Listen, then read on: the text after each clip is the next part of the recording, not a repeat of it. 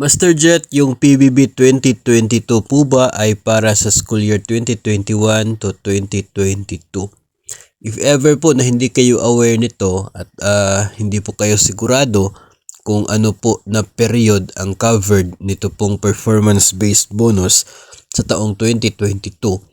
Kung ikaw po ay teacher o kaya ay school-based personnel na yung inyo pong performance rating ay nakabatay sa school year, ito po ay para sa school year 2022 hanggang sa 2023. Yun po ang ito pong coverage ng atin pong PBB 2022.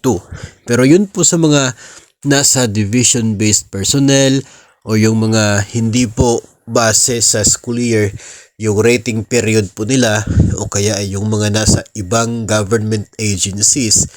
Of course, fiscal year 2022, January hanggang December 2022, yung coverage ng kanilang performance rating as basis ng PBB 2022. Tanging teachers kasi ang naiiba dahil po dito sa atin pong school year na uri ng atin pong performance rating.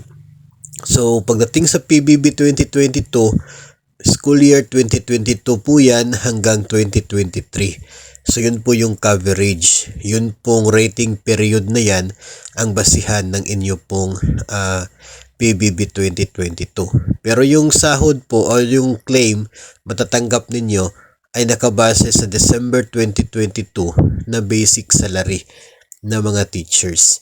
So yun po ang basihan ng rate na matatanggap dito sa performance-based bonus sa taong 2022. No, yung iba rin po kasi noon mga nababasa ko rin po na sinasabi, kiniklaim na ito daw ay para sa school year 2021 hanggang sa 2022, kaya PBB 2022. Pero yung totoo po niyan ay school year 2022 hanggang 2023. Yun ang covered ng atin pong performance-based bonus sa taong 2022.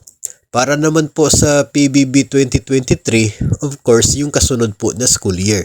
School year 2023 hanggang sa 2024. So, ganun po ang atin pong tandaan pagdating po sa rating period na covered ng atin pong PBB.